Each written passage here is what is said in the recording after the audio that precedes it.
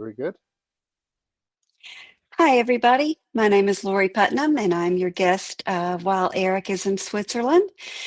I'm going to be hosting for today and tomorrow. And today, my guest on the show is Brad Teare. Welcome, Brad. Oh, I'm getting my gloves ready here. So glad to be with you.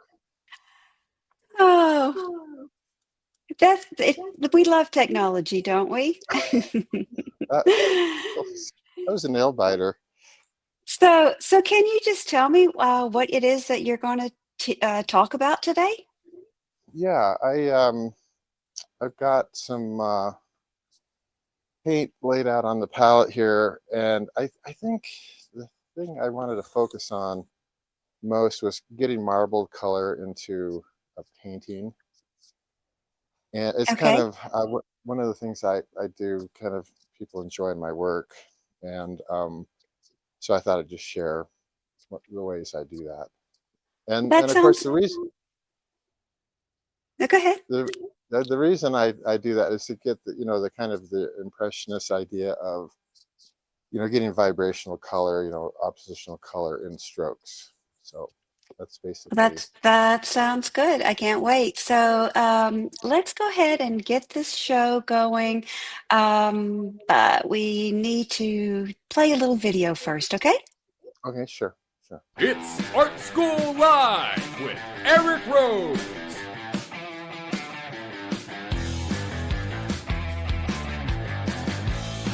Now, here's your host, Eric Rhodes. That's so funny. I'm obviously not Eric Rhodes. My name is Lori Putnam, and I'm the guest host for the next couple of days. Today, our guest is Brad Teare, and he's going to show us how to use marbled colors in landscape paintings. So, Brad, here we go. Take it away. Right. So, I mean, some people refer to, marbled color as broken color. I mean, there's a variety of different, um, terms that people use. But I kind of I'm liking marbled color lately, just because I think the metaphor is a little bit better. And um, so it's the same concept. I think marbled color might also imply getting the color marbled on the palette versus broken colors, kind of maybe getting the color to be vibrational on the canvas. So Sure. just a slight nuance there. But so let me get the camera over on my canvas. So Oh, one thing great. I Yeah, do that's great. Good. one thing I do when we broadcast is I always get in the way of the camera. So let me know when I'm standing. Can we see the palette? We can't really see the palette very good, which is kind of Uh, unfortunate. no, we can't see the palette, but maybe there'll be a point where you could just aim down and we could look at it for a minute Okay, or two and then go back. How would that okay. work? Is that Well, let's okay? start by just because I pretty Okay. much do colors. Now, the piece we're going to be doing today, and we I don't believe we can get this whole thing painted, but I wanted to paint it large. This is a plein air sketch of the motif, and so this is kind of, I set this off to the side, and then I did this larger version here that largely is a failed painting in the sense that the colors aren't very vibrant. But so I pre-mixed some pinks, and I've got some red over here, and this was a naphthalene red that I mixed with my white. So since this painting is mostly green, a lot of the broken color, a lot of the marble color will be pink in these greens. So that'll kind of compensate. I have a tendency to maybe have my greens too saturated. And so having the pinks ready to go are it's an easy way to kind of, mix that in. So would you always use the complement or just because you want to kill your greens a little bit? Yeah, it's kind of like gray the greens down, somewhat, Okay. right? Okay, great. So, but pink's a really great color for a lot of things, especially the 𝗨𝗨𝗃𝗀𝗃 red. I'm mixing off camera. I can't decide if so much of my work's going to be mixing on that palette today. I wonder if I Well, should. just get started and Okay, take okay. a yeah, just if there's something super exciting. I use 𝗨𝗨𝗃𝗀𝗃 red as well. It's a great red because it bends both orange and Yeah, violet so right, easily. right. So I've mixed up a little bit of pink in that. Maybe you can't really see that all that well, but Yeah, we it's can not see it. focusing. But there's little shards of pink in there. And like you say, when you put it with blue, because the oppositional color thing, it kind of goes orangey, right? I mean, it looks more orange than blue. So that gives you a nice complement to the blue. So it'll give you just a really, um, just a really beautiful blue. And that's kind I of can't. paradoxical, right? Yeah, I can't imagine how much paint you go through. This is awesome.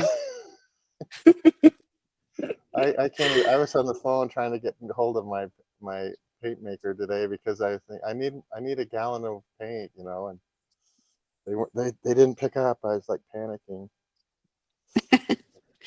Yeah, I've not only many got people buy five. it by the gallon unless they're Yeah, putting I it on a know. wall. I know. I also buy it by the caulking tube, which is very handy. Um, Oh, Ken Oster used to do that. I don't know if you ever knew him when he was still alive, but he bought his in a caulk tube. uh-huh. Yeah, no, it's That really is handy. Yeah. so. Brad, you and I have never met. Where do you live? I live in Cache Valley, Utah. It's in Oh, northern Utah. yeah. And You. once our paths did cross once at 𝗨𝗶𝗴 down in St. George, Oh, really? Oh, yeah. way back when. Yeah, Yeah, that was a while ago. yeah. So there's some really nice pink. Yeah, that's good pink. I like it. And so you said you use marbling as opposed to broken color. So I see what you're saying there. It's it looks like it looks just like if somebody's doing marbling. That's so Yeah, cool. yeah, yeah. It's I like the idea of marbling, just the term of it. Um, one reason is like if you've ever looked at like if there's marble on a wall or something, Mhm. or on a floor, you can kind of see things in the marble.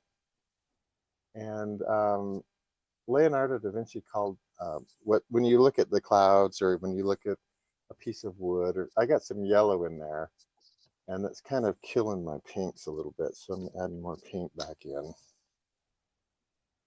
But when you see something in another shape or another texture, um, you can kind of do that with this too. So when I'm painting like trees, I'll see kind of like tree shapes in there, and I'll kind of accent those. So that's one reason it's kind of a cool metaphor.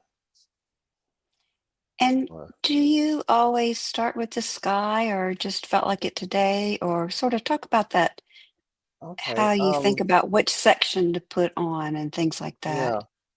um, you know, I used to always begin with the sky and work forward so that I could get my overlapping colors correct. And lately, I kind of don't do that as much. Um, I kind of start with the easiest thing, especially when I'm in plein air, um, Mm. because that'll just give you some momentum, to move forward. So you kind of get in the easiest thing, and you go, oh, you're kind of relieved, right? Just Yeah. you kind of relax a little bit. Here's one thing I do to get really nice marble color is when I have so much paint on my palette. Sometimes when I stop painting for the day, I'll have tons of paint, and put them in these sacks. And I don't know if you can see that, but that's very Mm. marble, just right Mm-hmm. in the little cellophane bag there. So let me show you. I emptied one of the cellophane bags before we started, and this is it right here. And you can see there's just all kinds of greens in there. Wow. And they're already somewhat muted because it's just it's all the stuff. Yeah, yeah. You can see that big chunk of green that was kind of inside there. I try to just keep that, intact. I try not to overmix. Overmixing really kind of is the enemy of marbling. So it's kind of hard not to overmix, frankly. But so I can just start by. I mean, you can see that's just That's it's just beautiful. crazy. Yeah.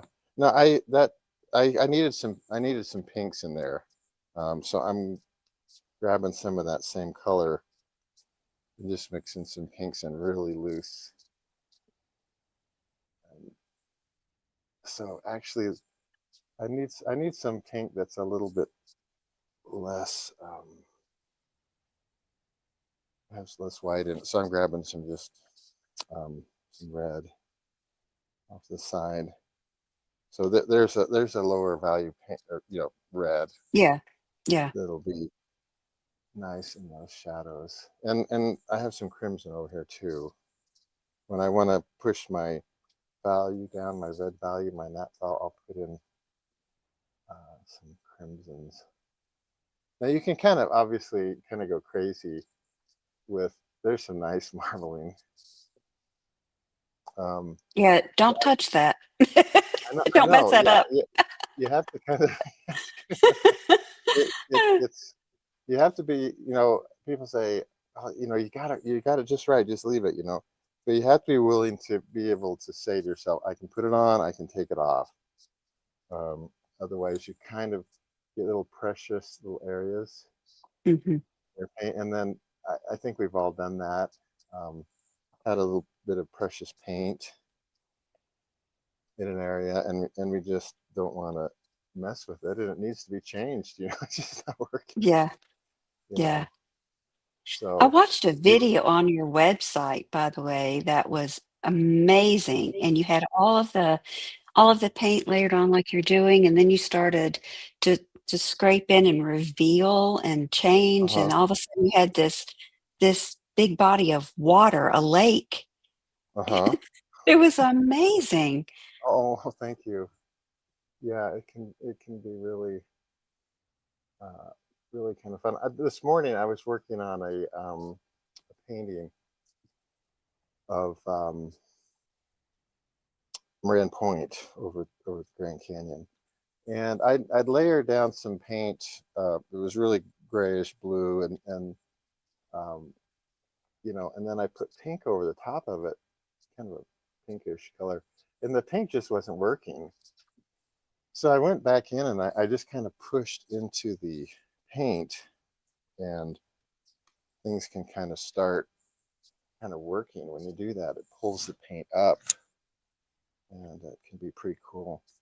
I'm having to reach over here in front of the camera to get some purple. I should put it over closer to me. But so as you can see, I cover up my drawing pretty fast. Yeah. Um, but so, but that's you have to practice drawing enough so that you could say to yourself, I drew it once, I can draw it again, and just really not, there's some nice marbled paint. Really Not not, be fearful. Yeah. yeah, not be afraid of. Back when I was in illustration school, us kids, we'd always say, I lost my drawing. Yeah. I don't know if was that a thing in other disciplines, but and you just have to say, well, you do it once, you can draw it again. So So, do you mind if I ask you questions from the comments while you're doing this? no, that'd be great. I'd love that. Yeah. So obviously the very first thing everybody is asking is, how long does it take that to dry? Yes, he's I know. using oil. How long does it Yeah. take that to dry? Um, you know, I use some paints that are a little bit quicker drying. You know, actually, I like it to dry slow. I mean, to be frank. Oh, I need to get my. Hang on a second. I gotta get a tissue box over. Um, oh, one thing.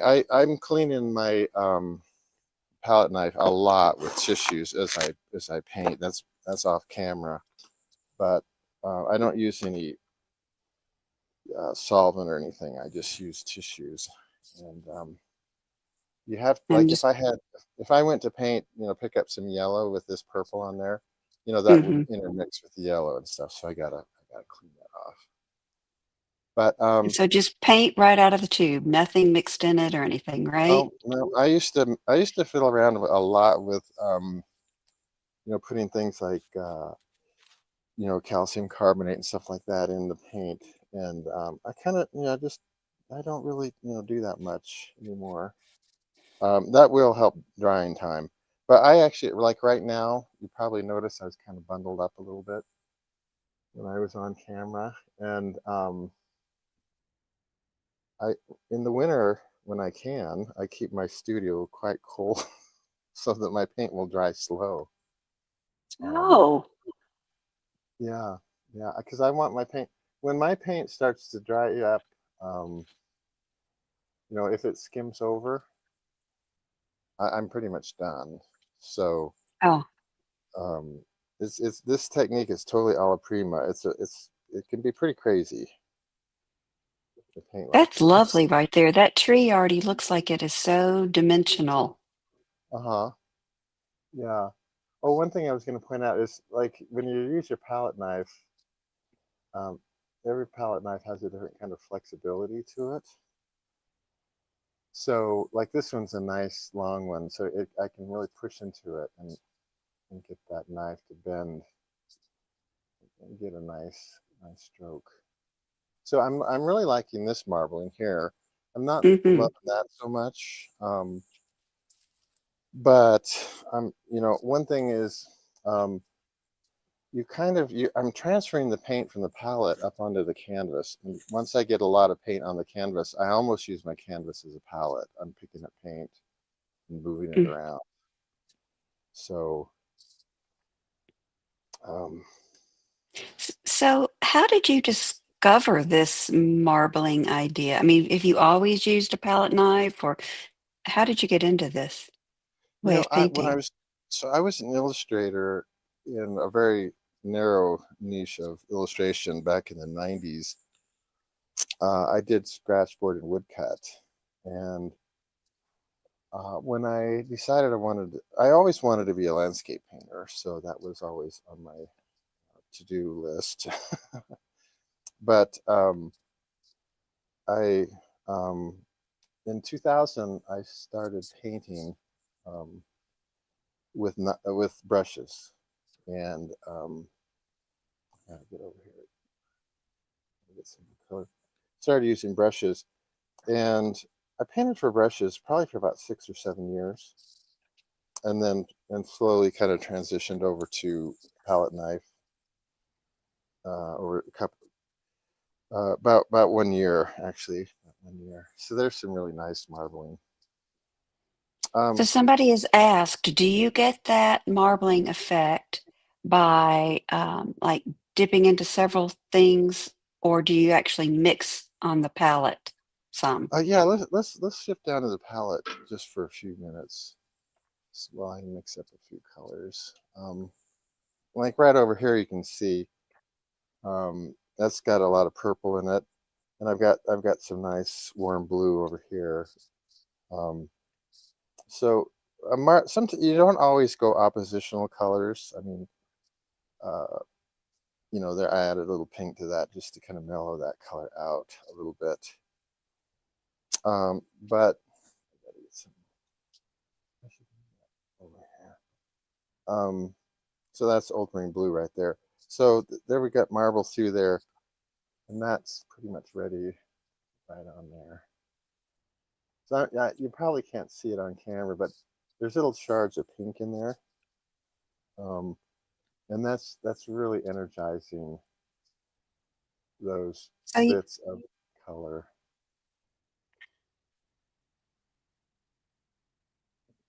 So so it looks like you do a little mixing and a little not mixing. It's kind of a feel thing, I guess. yeah. I mean, you do have to kind of practice it until it kind of becomes more intuitive. Like in the early days of this marbling experiment, I used a value finder a lot. So I might, to do this bit of mountain right here. Okay, can you put it back up? We're still seeing Oh your yeah, I'm palette. sorry. Thank you. That's okay. That's Oh my okay. We gosh, were I was enjoying, we painting want to away. enjoy both. That's okay. I was painting away on this That's on the okay. yeah.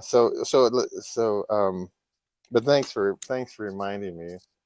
Yeah, Eric had to do that quite a bit actually. So, but I'm so uh like I'll pick up some paint that has quite a bit of pink in there and just kind of put that over the top, uh, get that shards. But so I was saying about the value finder. So I would mix up um, like some phthalo blue, and then some ultramarine blue, and I'd match them exactly the same. And then I would Mm. mix a pink, and I'd find the exact value, so that when I had like those three pigments on the palette knife, um, they would just be the same value, and they marvel really good when all the values are the same. Yeah, sure. Um, and so that's kind of a little fail safe you can do if you're interested in experimenting with this technique and it just seems a little overwhelming. If you marble with colors that all the same value, it can really be helpful. So that's how I kind of started. When yeah, I like I say, I learned to use a palette knife really quickly. I think I always felt like it was sort of like more like woodcut, and that was how I made my living and how I first learned how to draw and kind of the way I thought. I was wondering about that, if it had a similar, in your mind, it felt like a similar thing you were doing. Yeah, Um, yeah, very much so. So and much also a so little that bit of a surprise, right? Because I mean, a woodcut, sometimes you're like, oh, wow, that's not how I thought that was going to come out. hmm yeah, there is that. I love the exploration of paint. Like when I put this down, I really don't know exactly how it's going to come out. See that beautiful marbling line in there. Yeah. um, I'm picking up a lot of color from um, like a previous day's painting that I kind of just mixed up piles of orange. I get all my color families kind of at the end of the day, kind of out in one big pile, and they're just naturally kind of broken and marbled. So That helps you be able to afford paint, right? pardon? That helps you be able to afford all this paint, right? That's right. That's Using right. yesterday's. Or do you have a Yeah. specific brand of paint that you use? So, that you like the feel or the thickness of it, or, because all paint brands feel different to me. They do. They do. So uh, it's really important with this technique to make sure that the paint doesn't crack. So I have to be careful that I don't get too far into the realm of student grade and stuff. But Winsor & Newton makes a student grade that's pretty thick, and I haven't had any problems with it cracking. So um, I think that's a pretty good thick paint. But I use I for white I use 𝗓𝗏𝗄 white, and it's from RGH paint. It's very thick right out of the caulking tube Mm. or the bucket. So if you're using a gallon of paint, you know, it's nice to have that really thick paint. Okay, let me show you. There's some, wait a minute. There, you can see how I just took one swipe on the palette and just got that color. And I just put it on without too much fuss, you know. So it's actually kind of a discipline.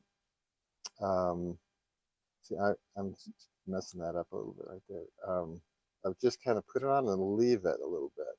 Now, every stroke I put on here isn't right, but my point really is at this stage is to go ahead and get the paint up on the canvas. And I just picked up, that's a color I use. It's so dark you probably can't even see what it is. Let me get it marbled a little bit. But just get it on the canvas,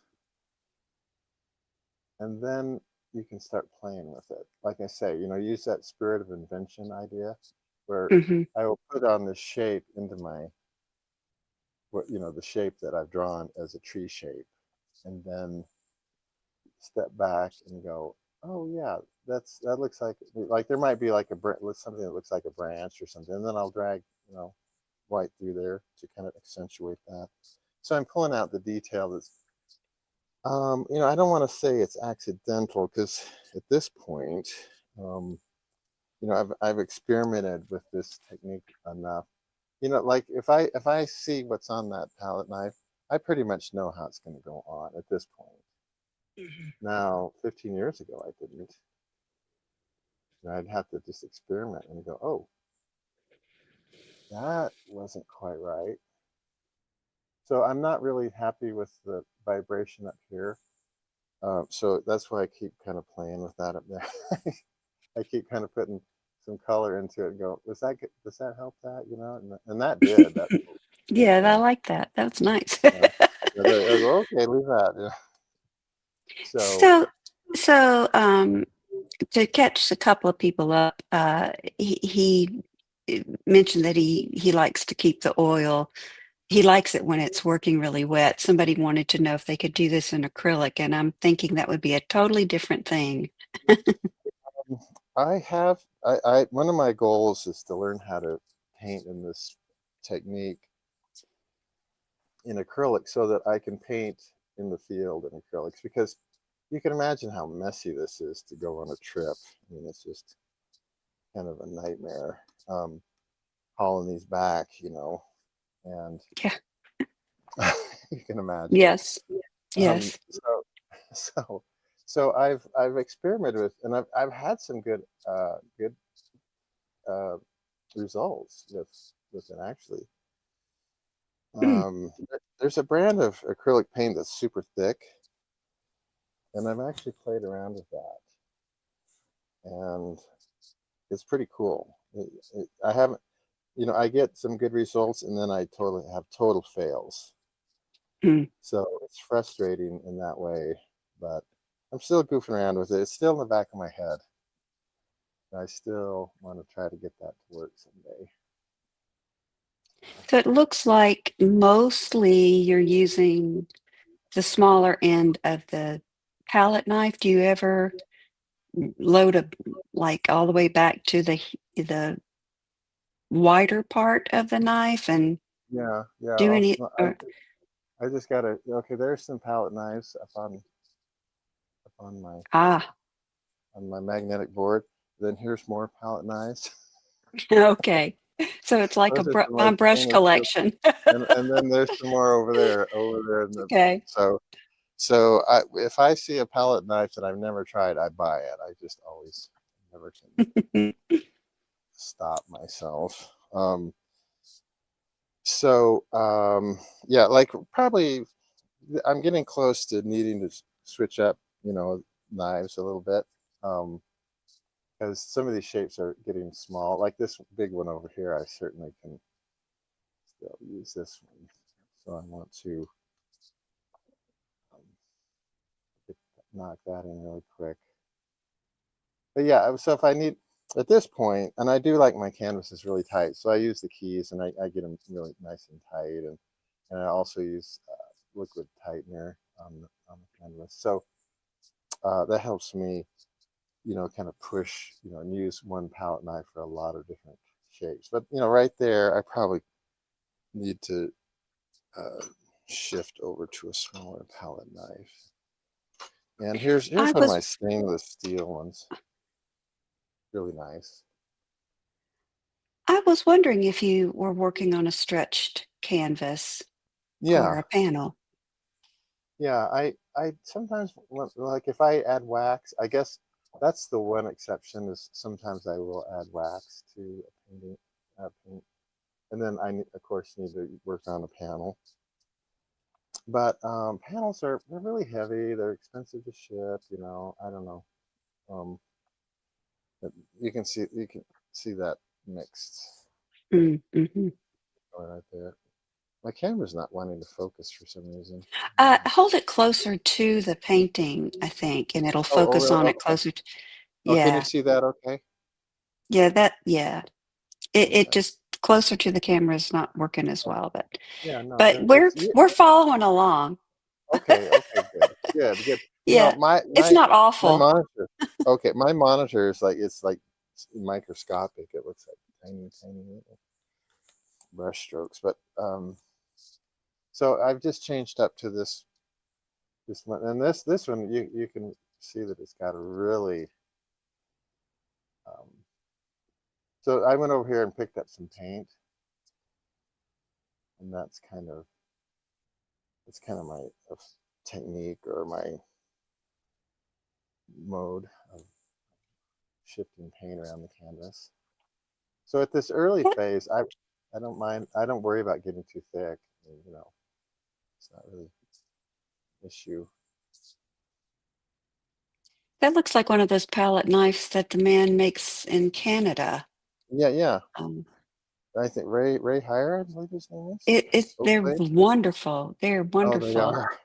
I know. I know. He was kind of struggling a little bit through COVID and stuff, and I was just like hoping that he would hang on because Yeah. I bought a ton of during COVID. I go, I gotta help this guy. So I think he's doing fine now, but I think that was a bit of touch and go for him for a little bit. So I was I that has some nice pink in it there. I thought, ooh, I'm not using my pinks, and that's when my greens will kind of get out of control. Is when I'm not putting enough. I got a big clot of sometimes in my method here.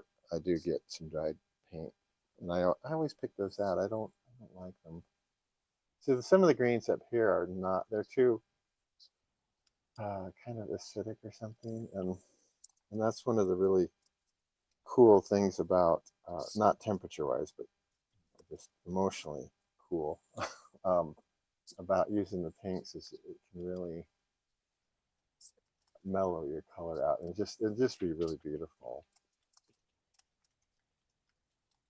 I think that's one of the things I had to kind of learn from woodcut was I had really problems with managing values because everything was either black or white, and literally in some cases because I did do a lot of black and white illustration back in the day.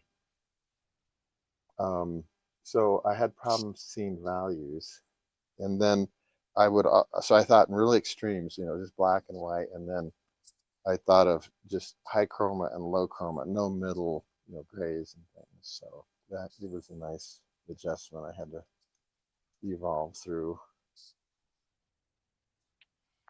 So I'm just kind of keeping you aware of time. You've got plenty of time, but in about 15 minutes or so, we'll be getting, thinking about finishing up. So, Okay, okay.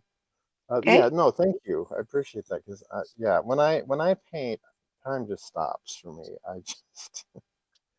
I go into another world. So I looked up that palette knife while we were talking about it. It's oakblade.com. yeah, They're yeah, they're awesome. yeah. No, he's an excellent craftsman. Some people wonder. They'll ask me about, well, do you like this handle? I mean, I'm used to a wooden Yeah. handle. and it doesn't.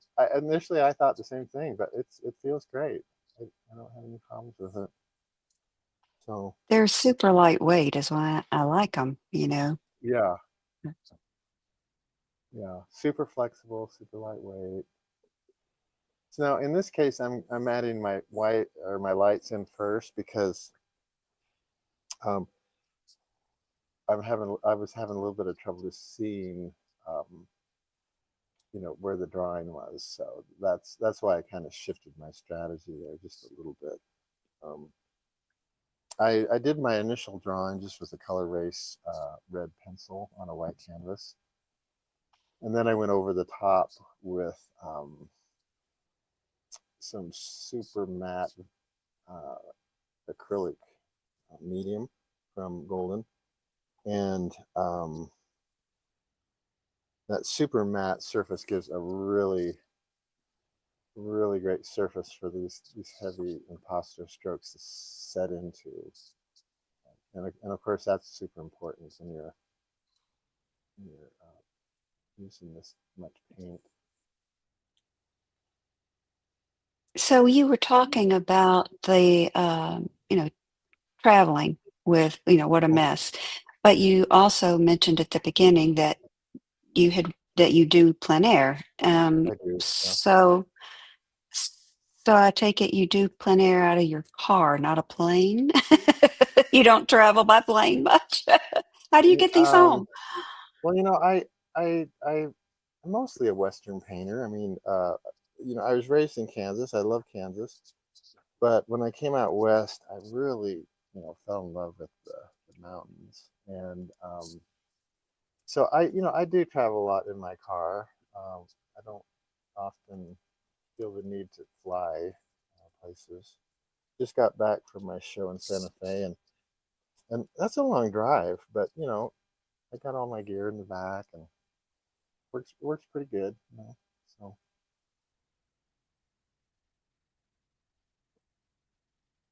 Isn't Santa Fe fun to paint?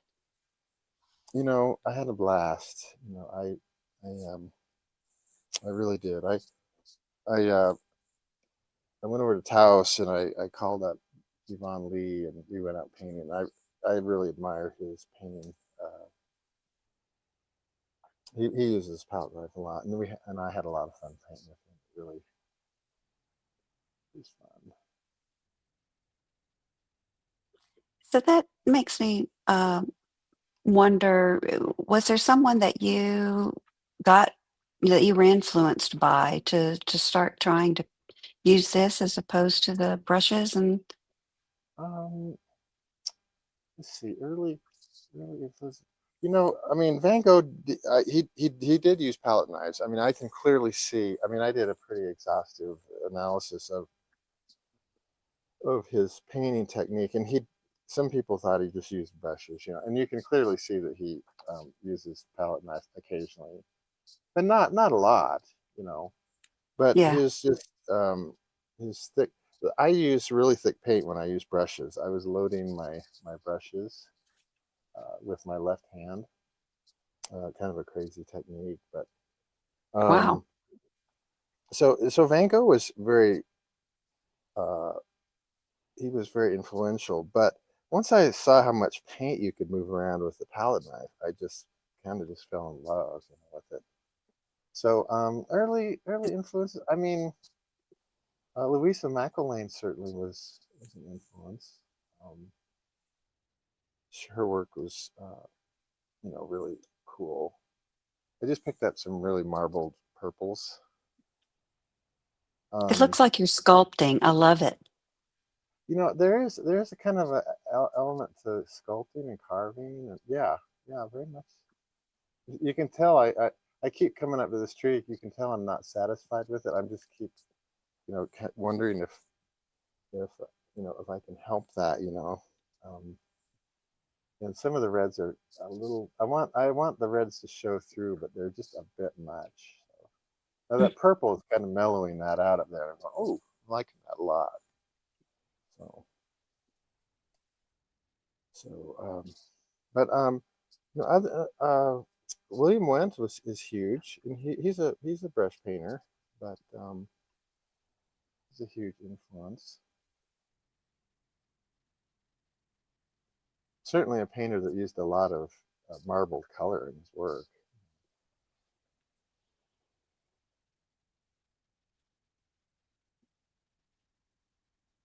So somebody wants to know in the final piece, are all of the thicknesses of the paint about the same, or any of them thicker, thinner?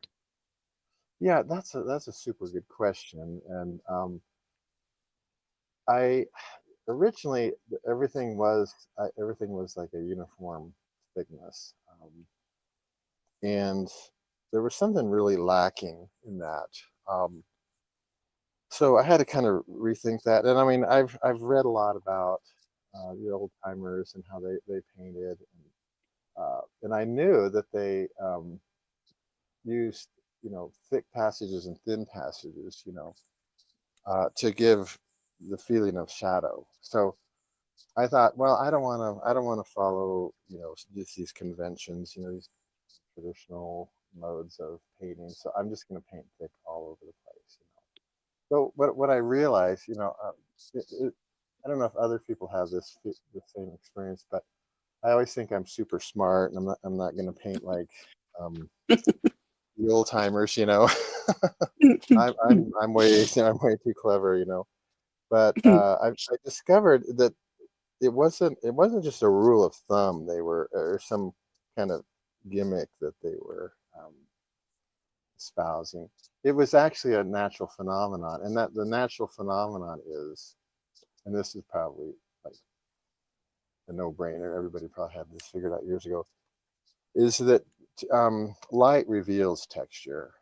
And so if you have a shadow with a lot of texture in it, it looks like it's being hit by light.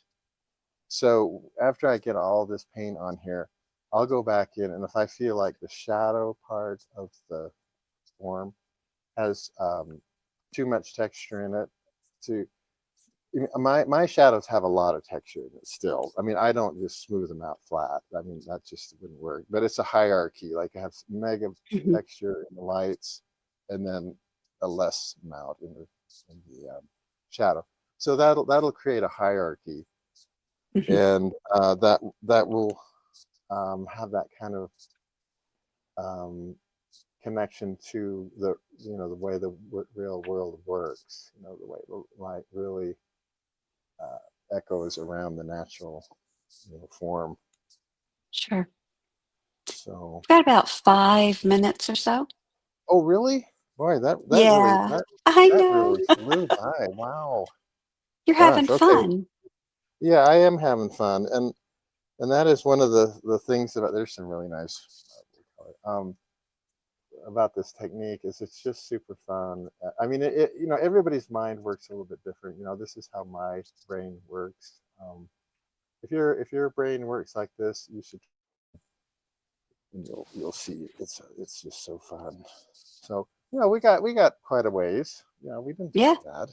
So now one thing I would like to say is I haven't gone in and adjusted edges. Like this edge here is way too it's too sharp. So I'll go back in, and I have these oak blade palette knives, and I have them color coded with different flexibilities. This is like the uber flexible one, and I use it almost like a brush to fix edges. So I'm just in every little stroke, I'll clean off the knife, unless I want to transfer some of it over here. It might be. So this blade is just really excellent for like microscopic little fine tuning of edges. And usually I'll get the edge of a mountain wrong. I'll make it way too sharp. So I have to go back. Another thing I'll do is I'll scrape this on my palette so I can reuse it, so I'm not wiping away all of my beautiful paint and throwing it in the garbage. So that's not True. good. That's not good at all. But so that, this is a process that will go on for quite a while, and I'll step back. I've got a pretty large studio, and I can step back 30 feet or 35 feet and really almost do stroke by stroke modulation of each of these strokes. So in a That's nutshell, wonderful. That it's is kind so of wonderful. how I do it. And So I'm really sorry that you have to stop, but we sure have enjoyed this, and I could just well, watch you do that all day. It's very mesmerizing. So, it's um, really yeah. So, well. but I It puts thank me you in an so awkward much. position. Oh, you're welcome. It's my pleasure, and thanks for inviting me on. I enjoyed it. So, don't forget that you need to visit Brad's website at Brad Teare. That's BradTeare.com, and follow him on Instagram at Brad Teare.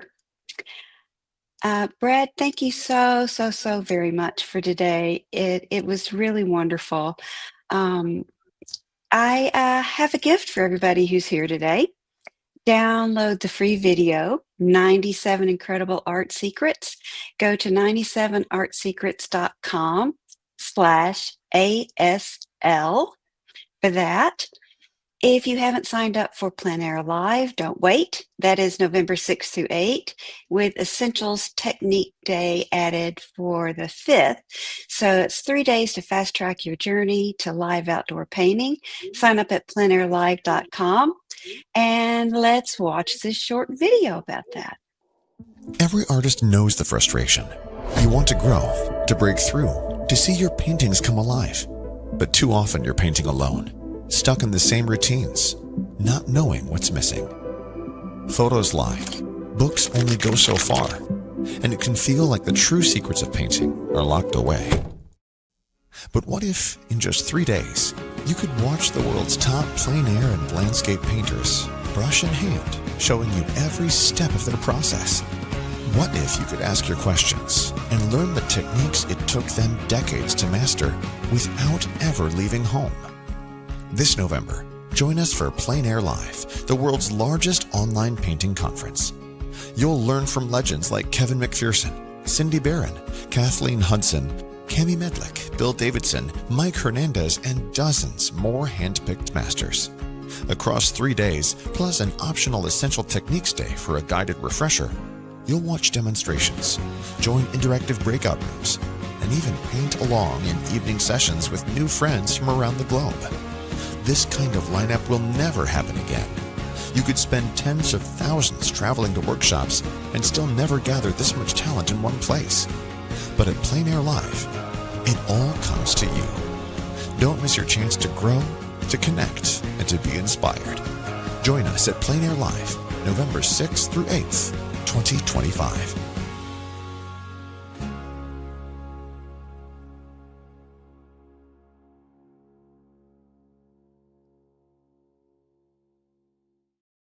Okay, everybody, don't forget, if you haven't already, subscribe to this channel at Art School Live on YouTube and at 𝗟𝗍𝗱 on Instagram. And if you would, check out my website, 𝗨𝗍𝗱𝗀𝗋.com, and follow me on Instagram at Lori Putnam Art. And of course, you can get my video, Bold Brushstrokes and Confident Color, and my book, Lori Putnam So Far, at painttube.tv. Okay, I will see you all tomorrow. One of my favorite people and an amazing artist is going to be with us, 𝗨𝗿𝗱𝗀. Thank you so much for being here, and have a great day, everybody.